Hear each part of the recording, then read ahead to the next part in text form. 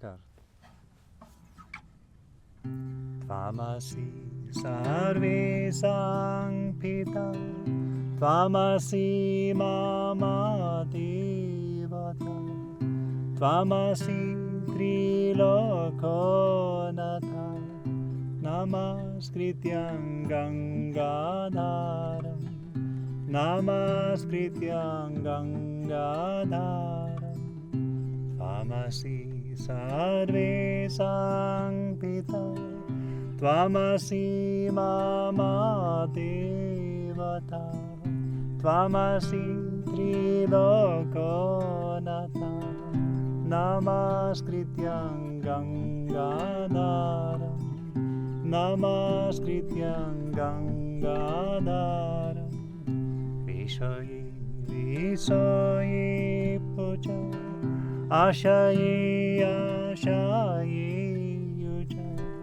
Vishaye Vishaye Puja, Ashaye Ashaye Yuja, Anushaye Anashakta, Nasti Tava Kalastaram, Namaskrityam Gangadharam, Namaskrityam Gangadharam, Ishoshi Anishosi-tvam, Guni-gunatitosi-tvam, Ishoshi Anishosi-tvam, Guni-gunatitosi-tvam, Gananatha Gana Prabhu, Devanamadi Devadam, Namaskrityam Gangadharam, Namaskrityam Gangadharam, Tvamasi Sarvesham Pita, Tvamasi Mama Devata, Tvamasi Trilokonatha, Namaskrityam Gangadharam, Namaskrityam Gangadharam, Namaskrityam Gangadharam.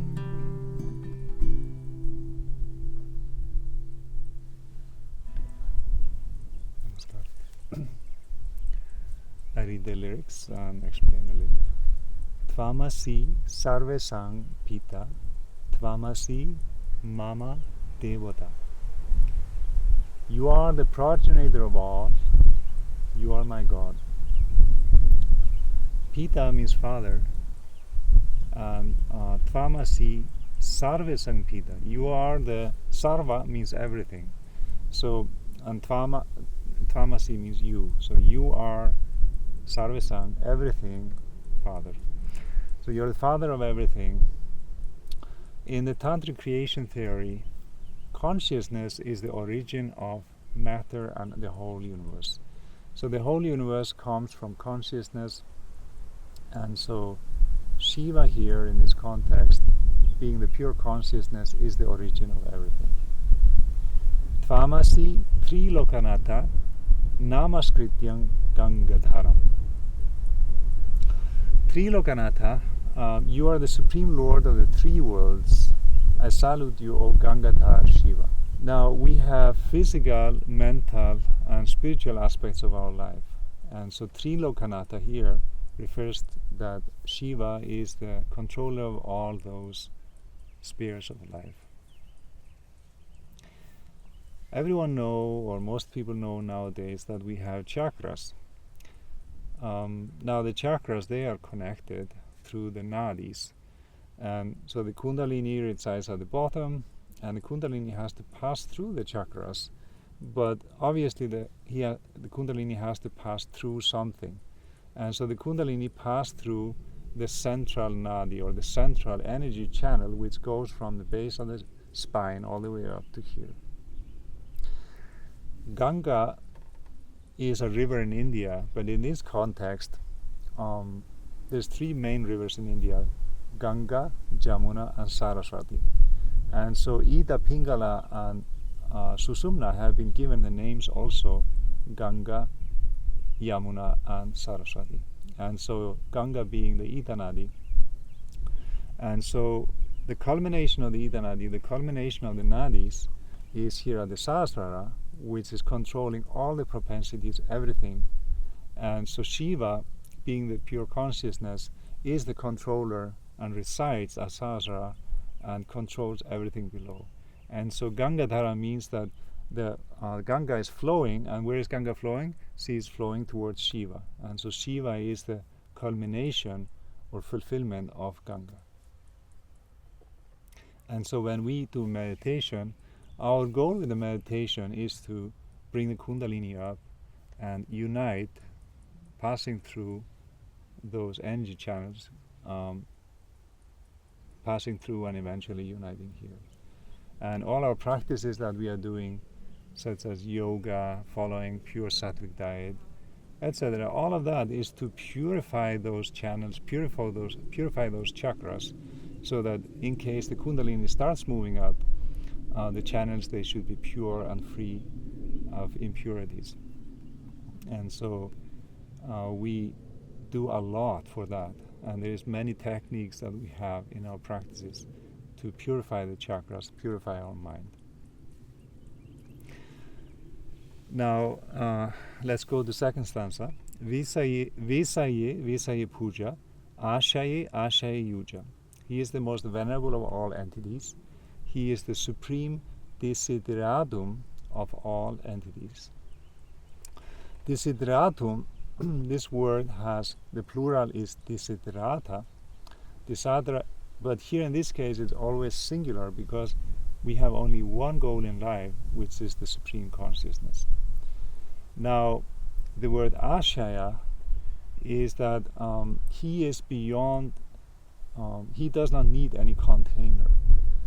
Everything is contained in something. I am here on the Russian Ridge in California state in the US. So everything is contained in something else. But the Supreme Being, the Supreme Consciousness is the container of everything. And so he has no container. He is beyond this physical world. And so that's why he is Ashaya. Now, Anushaye Anashakta Nasti Tava Kalastanam. He is unassailed by any relative object. He is beyond the scope of time and space. Human beings and all beings, we are all assailed by different emotions, samskaras, environmental factors. It's all affecting our mind. So our mind is going up and down depending on the weather, depending on so many things. But he is beyond all of that. He is unassailed by any objects. And we are also bound by time, place and person, and he is beyond that. He is beyond time, place and person. So the consciousness is beyond time. Isho shi anisho shi twang guni gunatito shi tvam. Isha means to control, and so he is the controller of everything, and he has no controller. So anisha means he has no controller. Guni gunatito si tvang. In the creation of the universe, you have the consciousness and the creative force. So the consciousness being Shiva, the creative force being Shakti. Now in Ada Sutra by Sri Syanamurti, it is said, Shakti Sha Shiva Sha Shakti. It means that Shakti, or the creative force, is the force of Shiva. So Shiva, or the consciousness, is controlling Shakti, or the creative force. Now Shakti, or the creative force, sometimes called Prakriti also, she has three qualities, or gunas, and so there are the Sattva, Raja and Tama. So you might have heard that we eat sattvic food and we don't eat tamasic food. And so those three energies, they are existing in the whole universe. They are creating everything in the universe. And so he is beyond those creative principles. The consciousness is beyond those principles and is also controlling them. Now, Gananatha, Gana Prabhu. The Ganas were the devotees of Shiva, the historical Shiva who was born around 7,000 years ago. Everyone have some ornaments, or most people, and many of the gods, the traditional gods, they had all kind of ornaments, but Shiva had no ornaments. He was normally depicted as having snakes around his neck, and so that would be his. And then he would have matted hair. But his devotees, they were his ornaments. Means he was recognized by the devotees that were so dedicated to him. They felt the universal love from him, and so they would be ready to do anything for Shiva. And so the Ganas there were his devotees, and he is the Prabhu of the Ganas. He is the Lord of those Ganas. He is the most venerable, most loving entity that in their lives. Deva Nam Adi Deva Tvam. You are the God of all gods. So there are many divine entities, there are many divine personalities, but Shiva, the pure consciousness, is the God of everyone. Means it is the pure consciousness which everything is based on, and which is the goal of our human life. Now you may notice in this song one interesting fact, that you have a blending of talking about the historical Shiva, was 7,000 years ago, as well as Shiva being the consciousness, the pure consciousness philosophically. Now there's a reason for that, and it is because Shiva is regarded in our philosophy as being Targa Brahma. Now the concept of Targa Brahma is that you have the pure unmanifested consciousness, which is beyond our creation, and then you also have the manifested consciousness, is this universe which is contained in consciousness and made out of consciousness. Now it is not easy for us to attain the goal, which is the goal of our life, to attain the unqualified, unmanifested consciousness. The pure consciousness is the goal of our meditation. It is unassailed by any objects. So Shiva, or the Targa Brahma, is the connecting point to that Nirguna Brahma, or unmanifested consciousness.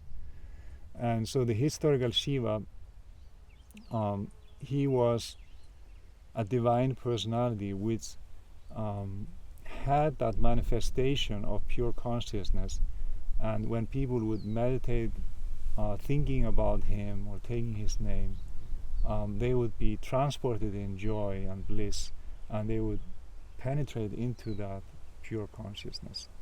And so that's why in this song Shiva is mentioned both in the context of Shiva was born 7,000 years ago, approximately 7,000 years ago, as well as the pure consciousness philosophically. And it's a beautiful song. It's in Sanskrit. It's part of the Prabhat Samgiita series, and it's not too hard to learn, although it's a little bit delicate. So it's very nice to sing it, and it reminds us of all the divine qualities of the Supreme Being. And if you study the song, you can understand a lot of philosophy, and which is beautiful and helpful for our spiritual practice. Thank you.